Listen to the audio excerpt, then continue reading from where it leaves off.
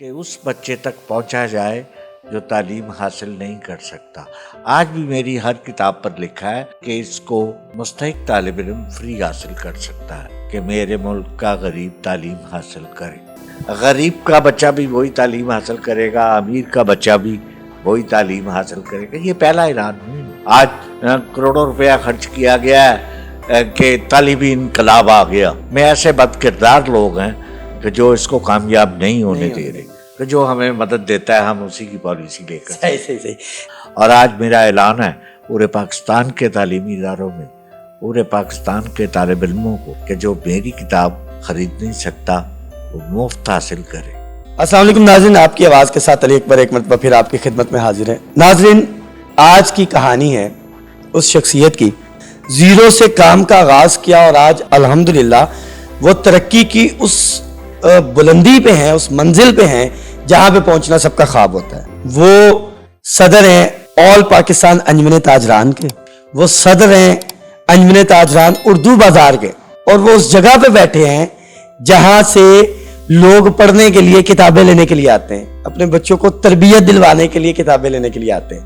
ہم موجود ہیں جناب چودھری خالد پرویز صاحب کے، ان سے ہم گفتگو کا آغاز کریں گے۔ السلام علیکم جی، کیا حال چال ہے جی؟ اللہ کا بڑا کرم ہے۔ اچھا چودھری صاحب، بڑی موٹیویشنل سٹوری ہے آپ کی، زیرو سے شروع کیا۔ ہم نے یہ سنا ہے کہ آپ نے اردو بازار کے باہر جو ریڑیاں لگتی ہیں ان پہ کتابیں بیچنے سے آغاز کیا آپ نے، اپنی محنت آپ کی یہاں سے ہے۔ بسم اللہ الرحمن۔ سب سے پہلے تو یہ میں عرض کروں گا کہ ہر شخص کی کہانی کچھ اس طرح سے ہی ہوتی ہے کہ اس کا آغاز جو ہوتا ہے نا چھوٹی بنیاد پر ہوتا ہے۔ صحیح۔ میں طالب علم تھا اور میں کتابوں کے ساتھ لگاؤ تھا۔ جہاں آپ بیٹھے ہیں یہ مرکز ہے، یہ علم و دانش کا گہوارہ لوگ اسے کہتے ہیں۔ کتابوں کی دنیا میں ایک بہت بڑا نام تھا موہن لال، یہ اس کا گھر تھا۔ یہ گورنمنٹ پریس جو ہے یہ وہ اسی کی عمارت ہے وہ، اور وہ یہاں رہتا تھا، وہ سامنے اس کا پریس تھا۔ یہ آج میرے نصیب میں یہ ہے تو امانت۔ اس کے باہر میں ایک چھوٹی سی دکان پر کاروبار کا آغاز کیا، اور جو دکان تھی وہ بالکل آپ یہ کہہ لیں کہ وہ فٹ پاتھ پر ہی بنی ہوئی دکان تھی۔ اچھا۔ اور یہاں پر مسلم ہائی اسکول میں پڑھتا تھا، اور چھٹی کے ٹائم پر میں کتابیں سیل کرتا تھا، اور پھر اپنی جد و جہد، اپنی محنت کو جاری رکھا، اور یہ اعزاز مجھے حاصل ہے کہ آج پاکستان کے جس میں وکلا، جس میں جج، جس میں بڑے بڑے فنکار، جس میں بڑے بڑے سیاستدان حکومت میں شامل اور حکومت سے باہر بھی، وہ سبھی لوگ یہاں سے تعلیم حاصل کر کے، یہ government college, central model school, یہ تمام درسگاہیں جتنی بھی ہیں، ان کے لوگ بچے میرے پاس آتے تھے ایک محبت کے ساتھ کہ اتنی چھوٹی سی عمر میں یہ پڑھ بھی رہا ہے، کاروبار، بڑی ایک سپورٹ تھی ان کی۔ پھر ایک ارادہ، دنیا میں جو بھی شخص ہے جو ارادہ کر لے، اس کا ایمان پختہ ہو، ارادہ مضبوط ہو، تو اس کو کامیابی ملتی ہے۔ کامیابی جدوجہد کا نام ہے۔ آپ جدوجہد کرتے رہیں، ایک دن اس چیز کو آپ حاصل کر لیں۔ ارادہ نیک ہونا چاہیے، نیت صاف ہونی چاہیے۔ اس چیز کو لے کر چلا میں، اور آج اللہ کا کرم ہے کہ جس مارکیٹ کی میں چھوٹی سی دکان، آج اسی مارکیٹ کا پریزیڈنٹ بھی ہوں، اور بلکہ پورے پاکستان کا انجمن تاجران آل پاکستان کا پریزیڈنٹ ہوں۔ اور ایجوکیشن کے میدان میں ایک بہت ساری ایک خدمات تھی میری، اور کوشش شروع سے ہی رہی ہے کہ اس بچے تک پہنچا جائے جو تعلیم حاصل نہیں کر سکتا۔ آج بھی میری ہر کتاب پر لکھا ہے کہ اس کو مستحق طالب علم فری حاصل کر سکتا ہے۔ آج بھی میں اس کو سیل نہیں کر رہا، اس کو میں ایک شوق کے طور پر اس نیت کے ساتھ چلا تھا کہ میرے ملک کا غریب تعلیم حاصل کرے۔ یعنی کہ اگر کوئی جو کتابیں نہیں لے سکتا وہ آپ سے فری کتابیں لے سکتا ہے؟ جی، میں نے یہ میرا اعلان آج سے نہیں ہے، جب سے میں نے کام شروع کیا تھا اس وقت سے لے کے آج تک، میں جس کے پاس پیسے نہیں ہیں، جو نہیں افورڈ کر سکتا، وہ میری چھپی ہوئی کتاب یہاں آ کر بغیر کسی تصدیق کے حاصل کر سکتا ہے. اس کے لیے اس کو کسی سفارش یا کسی کی کہلوانے کی ضرورت نہیں ہے. ہم افورڈ نہیں کر سکتا تو وہ ہم اس کو دیتے ہیں, اور یہ ایک اللہ تعالیٰ کا خاص کرم ہے, اور اس کی آج بھی ہم اسی جگہ پر ہیں. اس میں تبدیلی کوئی نہیں آئی. یہ سب کچھ جو آپ دیکھ رہے ہیں یہ ساری امانت ہے. یہ ان لوگوں کی امانت ہے, پیچھے سے نہیں لے کر آیا.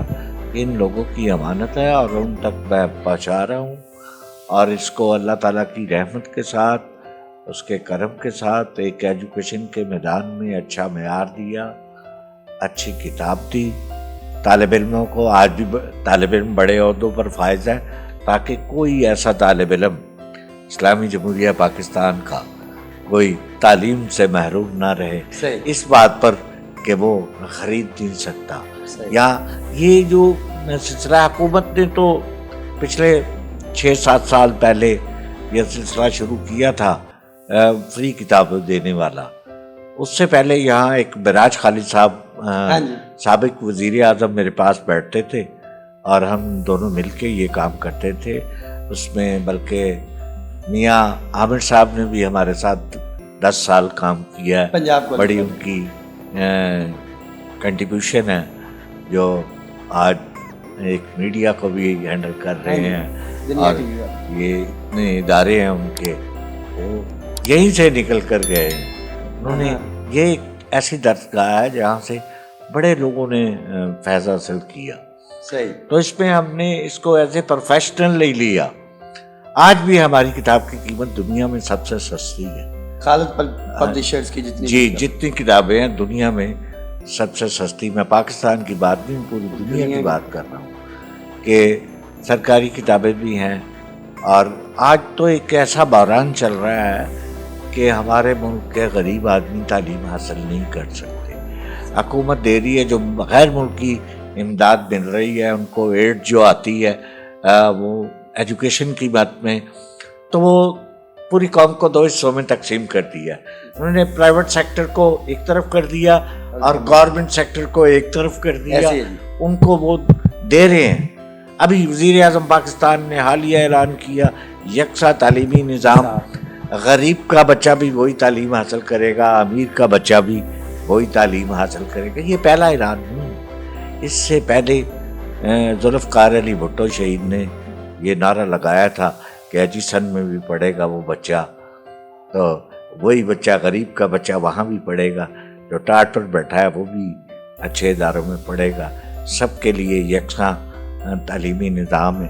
ایک میرڈ انہوں نے ایجوکیشن پر کام کیا تھا بڑا, لیکن اس کا نتیجہ کیا نکلا کہ ان کو قتل کر دیا گیا. تو یہ قتل ہی ہے, بہت بڑا ایک قتل تھا.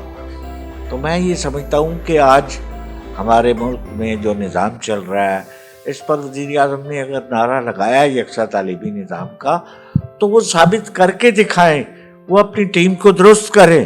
ان کی ٹیم درست نہیں ہے. آج جو ہے کاغذ کی اتنی مہنگائی ہے, وہ 50% بچوں کو کتابیں دے رہے ہیں اور 50% بازار سے خرید رہے ہیں. اور جو کتاب تو سال میں ایک دفعہ لینی ہے, وہ بھی غیر معیاری کاغذ پر, اس کا معیار کوئی نہیں ہے, جو فری دی جا رہی ہیں بچوں کو. وہ کاغذ ری سائیکل کاغذ ہے, اس میں 50% توڑی اور 50% اس پہ ویسٹ ڈلتی ہے. وہ کاغذ تیار ہوتا ہے, اور باہر جو بچہ ہے وہی بچے نے کاپی بھی روزانہ خرید دی ہے, اور وہ اس کی پہنچ سے باہر ہو گئی ہے. تو میں سمجھتا ہوں کہ تعلیمی نظام میں یکساں تعلیمی نظام اتنا آسان نہیں ہے جتنا کہہ دینا. آج کروڑوں روپیہ خرچ کیا گیا ہے کہ تعلیمی انقلاب آ گیا. تو ہم بھی منتظر ہیں کہ وہ ہمارا پاکستان ہے, ہم اس وطن کے لوگ ہیں, کہ کوئی تو لائے. لیکن مجھے نظر نہیں آ رہا ایک ایسا مافیا ہے جس نے پورے پاکستان میں گرفت اپنی اتنی مضبوط کی ہوئی ہے کہ وہ چلنے نہیں دے رہی. بلکہ میں یہ کہوں گا دوسروں پر الزام کیوں دوں, ان کی اپنی ٹیم میں ایسے بد کردار لوگ ہیں کہ جو اس کو کامیاب نہیں ہونے دے رہے. آپ نے جیسے بتایا کہ آپ کی ابتدا جو تھی وہ ایک طرح سے ایک فٹ پاتھ کی دکان ٹائپ تھی جہاں سے آپ نے کی, تو فیملی والے اور کبھی وہ کرتے نہیں تھے جس طرح آج کل اگر آپ کو چھوٹی سی ریڈی یا چھوٹا سا کام شروع کرے تو بڑا کرتے ہیں یہ کیا شروع کر دیا پڑھ لکھ کے؟ تو آپ کے ذہن میں کبھی نہیں آیا کہ نوکری یا کبھی کوئی کام نہیں؟ سوچ تھی، میں یہ چاہ رہا تھا کہ میرے جیسے کئی لوگ ہیں جو تعلیم حاصل نہیں کر سکتے، وہ اپنی تعلیم کو جاری رکھیں. اصل مقصد لے کر چلا تھا اس میں، اس دن بھی میں مقصد لے کر چلا تھا، اور جس کی وجہ سے آج میں یہاں بیٹھا ہوں. اس میں میرے اساتذہ کا بڑا کردار ہے، میرے ملک کے بچوں کا بڑا کردار ہے، اس میں تو طالب علموں نے بڑا ساتھ دیا میرا، اور اس مہم کو لے کر آگے چلا، اور آج بھی چل رہا ہوں. میں وہیں پر ہوں. فرق یہ ہے کہ ایز اے پروفیشنل اس کو نہیں لیا. میرے دل کے اندر جو چیز ہے کہ جیسے معراج خالد صاحب کہا کرتے تھے، مختلف علاقوں میں چکر لگایا کرتے تھے اور آ کے مجھے بتاتے تھے کہ خالد یار یہ دیکھو ان بچوں کے پیروں میں چپل نہیں ہے، یہ تعلیم حاصل کرنے جا رہے ہیں. یہ ایک سوچ ہے کہ انسان کو ارادہ کر لے انسان کہ میں نے اس منزل پر پہنچنا ہے، تو منزل پر پہنچنا بڑا آسان ہوتا ہے، کوئی مشکل نہیں ہوتا. میرے فیملی کے لوگ اور میرے دوست جو آس پاس جو لوگ تھے، سب کی کنٹریبیوشن میں سمجھتا ہوں شامل ہے.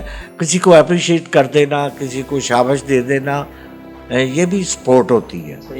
تو پھر ان کی سپورٹ تھی، ساری چیزیں تھی، تو جس کی وجہ سے آج میں اس مقام پر پہنچا کہ آج پاکستان میں تعلیم حاصل کرنے والے بھی اور تعلیم بچوں کو دینے والے بھی میری کتابیں پڑھ رہے ہیں، اس سے فائدہ حاصل کر رہے ہیں. تو اس چیز کو سوچ کے آج جتنا کام ہمارے یہاں پرائیویٹ سیکٹر میں ہو رہا ہے شاید سرکاری سیکٹر میں نہیں ہو رہا. اگر پرائیویٹ سیکٹر میں آج تک ہم کوئی پالیسی نہیں دے سکتے. ہماری پالیسی جو تھی وہ غیر ملکی پالیسیوں پر ہوتی ہے کہ جو ہمیں مدد دیتا ہے ہم اسی کی پالیسی لے کر. صحیح. اچھا چو صاحب، ایج کتنی ہے آپ کی؟ میں تقریباً اس وقت 65 برس کی بھی. 65 برس. اور آپ کی کوالیفیکیشن کتنی؟ میں نے انٹر تک تعلیم حاصل کی. صحیح ہے. اس کے بعد اپنے اس کام میں لگ گئے. اچھا چو صاحب، ہر بندے کی کوئی موٹیویشن ہوتی ہے، مطلب کسی کو آپ دیکھ کے کرتے ہیں کہ یار میں نے یہ بننا ہے، تو آپ کے ذہن میں کبھی تھا کہ میں نے یہ بننا ہے؟